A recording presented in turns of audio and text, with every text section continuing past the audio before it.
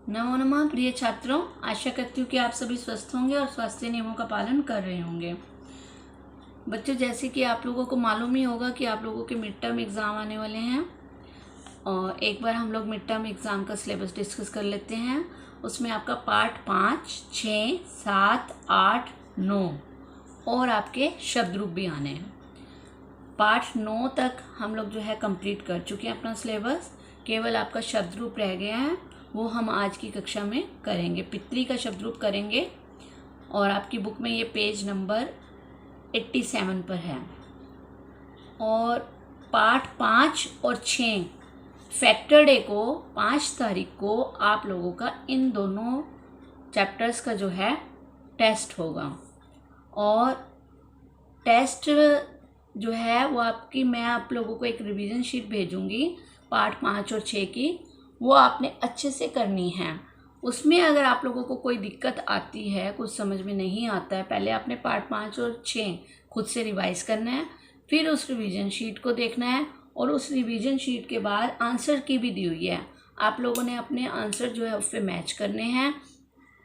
और अगर फिर भी आप लोगों को कोई दिक्कत आती है तो आपकी ऑनलाइन क्लास होगी OLC, उसमें हम लोग जो है आप लोगों की जो है जो भी डाउट्स होंगे वो क्लियर करेंगे रिगार्डिंग चैप्टर 5 और 6। इन 2 चैप्टर्स को आपने जो है टेस्ट के लिए प्रिपेयर करना है अच्छे से।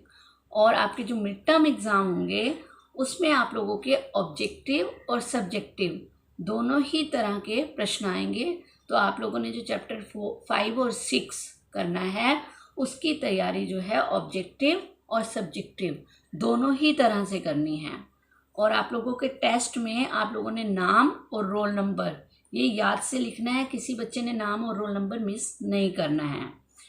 और इसमें जब आपका टेस्ट हो जाएगा उसकी आप लोगों ने फ़ोटो खींच करके PDF बना करके आप लोगों को जो है हम लोग ID भेज देंगे मैसेज में, उसको आपने जो है उस पर मेल करना है।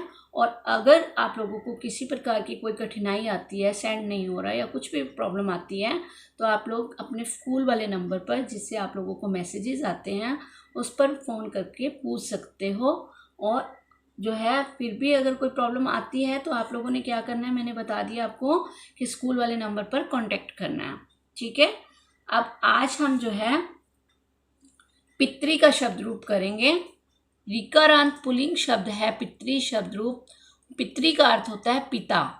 अब हम इसकी जो है सारी विभक्तियों में देखेंगे कि कैसे प्रयोग होता है, एक वचन, द्विवचन और बहुवचन रूप। प्रथमा विभक्ति एक वचन रूप देखिए पिता, और द्विवचन हो जाएगा पितरऊ और बहुवचन हो जाएगा पितरा। तो प्रथमा विभक्ति क्या हुई, पिता, पितरऊ, पितरा। द्वितीय विभक्ति पितरम, पितरऊ, पितरिन। तृतीय विभक्ति पितरा, पितृभ्याम, पितृभि। चतुर्थी विभक्ति पितरे, पितृभ्याम, पितृभे। पंचमी विभक्ति पितु, पितृभ्याम, पितृभे। षष्ठी विभक्ति पितु, पितरो, पितॄणाम। सप्तमी विभक्ति पितरी, पितरो, पितृषु। संबोधन हे पिता, हे पितरऊ, हे पितरा। अब ये प्रश्न जो है आपका किसी भी तरह से आ सकता है। एक तो ये आ सकता है कि पितृ शब्द रूप की पंचमी विभक्ति लिखी है, पितृ शब्द रूप की सप्तमी विभक्ति लिखी है, पितृ शब्द रूप की द्वितीय विभक्ति लिखी है, ऐसे भी आप लोगों का प्रश्न आ सकता है। और आप लोगों ने जो है इसको कैसे याद करना है उसका आसान तरीका मैं बता रही हूँ कि जैसे हमने किया पिता, पितरऊ, पितरा, ऐसे याद ना करके हम जो है केवल और केवल पहले एक वचन रूप को याद कर लें। जैसे पिता, पितरम, ये पहली 2 लाइनें तो वैसे लगभग जो है आपको बड़ी सरलता से जो है याद हो जाएंगी। अब यहाँ आपने क्या याद रखना है, तृतीय विभक्ति में त्र, और चतुर्थी विभक्ति में क्या याद करेंगे, त्रे, और पंचमी में क्या याद करेंगे, तू, और षष्ठी तो सेम ही है, हमें कोई टेंशन ही नहीं है।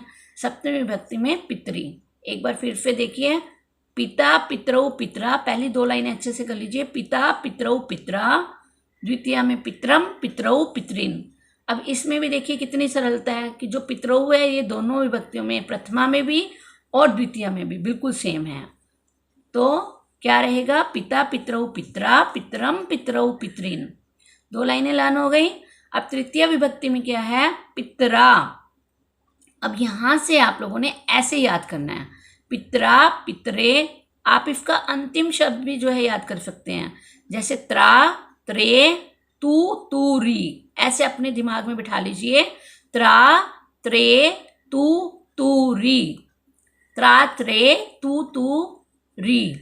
अब देखिए पितरा, तृतीय विभक्ति देखिए, पितरा, पितृभ्याम, पितृभी। अब इसमें पितृभ्याम जब आप लिखेंगे तो आपने ये ध्यान रखना है कि हलंत जरूर लगाना है। संस्कृत में बच्चों हलंत और विसर्ग ही विशेष महत्व रखती हैं। अगर यही छोटी छोटी चीज़ें जो आपको मार्क्स दिलाएंगी, और यही छोटी छोटी चीज़ें हैं कि आपने सारा ठीक लिखा है लेकिन हलंत नहीं लगाया, विसर्ग नहीं लगाया, तो आपको रॉन्ग माना जाएगा। तो इसलिए हलंत कहाँ लगाना है, ये नहीं कि अपनी मर्जी से आप यहाँ पितरों के नीचे भी हलंत लगा दो, पितरों के नीचे विसर्ग लगा दो, नहीं। जहाँ आवश्यकता है वहीं पर ही लगाना है। हलंत और विसर्ग का विशेष ध्यान रखना है। यही छोटी छोटी चीज़ें आपके मार्क्स दिलवाएंगी और यही छोटी छोटी चीज़ें आपके मार्क्स कटवा भी सकती हैं। देखिए पितरा, पितृभ्याम, पितृभी। चतुर्थी विभक्ति पितरे, पितृभ्याम, पितृभे। पंचमी पितु, पितृभ्याम, पितृभे। अब देखिए 1, 2, 3। अब ये तीनों में तृतीया, चतुर्थी और पंचमी बहुत सरल है, इनका द्विवचन रूप सेम है, तृतीया, चतुर्थी और पंचमी। ये याद करने की कुछ टिप्स हैं जो मैं आपको दे रही हूँ। ऐसे याद करोगे तो आपको बहुत सरलता से याद हो जाएगा ये शब्द रूप, और परीक्षा की दृष्टि से ये बहुत ही इंपॉर्टेंट है।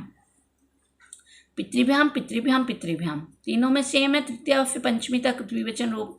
फिर है पितृभी, और फिर दोनों में पितृभे, पितृभय है, चतुर्थी में भी और पंचमी में भी। यहाँ भी आपको सरलता है कि दोनों एक जैसे हैं। फिर अब आपने ध्यान रखना है कि कहाँ और कैसे प्रयोग होना है। षष्ठी विभक्ति देखिए, पितु, द्विवचन रूप पितरो, पितृणाम। एक बात और, अगर आपने बालक का शब्द रूप किया हुआ है तो वहाँ पर हम बाल का नाम कहते हैं, न आता है नल वाला। यहाँ अणा क्यों आया, आपके मन में प्रश्न आ रहा होगा। तो जहाँ ये रीकारांत, जहाँ भी उससे पूर्व री होगा तो वो हमारा न कन्वर्ट इनटू अण, तो वो अण में कन्वर्ट हो जाएगा। इसलिए यहाँ पर पितृनाम ना हो करके पितृणाम है।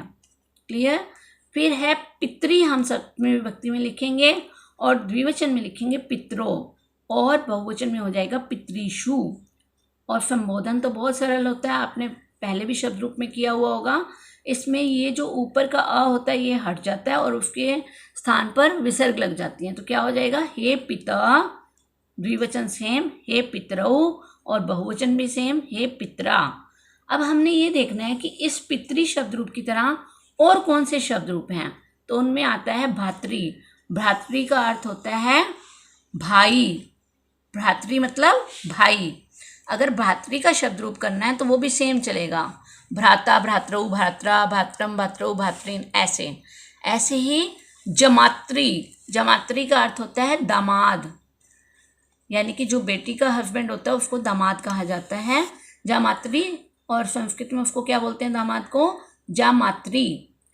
और देवरी, देवर, देवर को संस्कृत में क्या बोलते हैं, देवरी। ये तीनों के तीनों शब्द रूप हमारे पितृ के शब्द रूप के समान ही चलेंगे। भ्रातृ का कैसे चलेगा, भ्रात्रा, भातृ, भात्रा, भात्रम, भातृ, भातृन। ऐसे जमात्री का कैसे चलेगा, जमाता, जमात्रौ, जमात्रा, जमात्रम, जमात्रौ, जमात्रीन। ऐसे ही देवरी का कैसे चलेगा, देवर का देवरा, देवरौ, देवरह, देवरम, देवरौ, देवरीन। तो स्पष्ट हुआ आपको। अब आपने ये पितृ का शब्द रूप अच्छे से याद करना है, और पाठ 5 और पाठ 6 ये आपके टेस्ट का सिलेबस है, जो कि आपका सैटरडे को 5 तारीख को टेस्ट होगा। उसके लिए आपने पाठ 5 और पाठ 6 को अच्छे से तैयार करना है। इसके लिए मैं आप लोगों को एक रिवीजन शीट भी जो है भेज रही हूँ। उसमें पाठ 5 और पाठ 6 से संबंधित ऑब्जेक्टिव और सब्जेक्टिव दोनों प्रकार के प्रश्न होंगे। पहले आपने दोनों चैप्टर्स को अच्छे से करना है, अच्छे से रिवाइज करना है। उसके बाद आप लोगों ने उसके जो मैंने रिवीजन शीट भेजी है उसमें आप लोगों को साथ में जो है वो भी दिया हुआ है।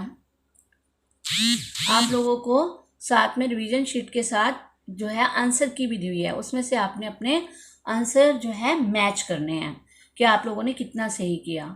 और 5-6 और पार्ट 5 में अगर आपको कोई कठिनाई आती है तो ऑनलाइन क्लास जो कि आपकी होगी OLC जिसको हम बोलते हैं, उसमें हम लोग डिस्कस करेंगे। अगर पार्ट 5 और पार्ट 6 के जो भी आपके डाउट्स होंगे वो हम उसमें क्लियर करेंगे।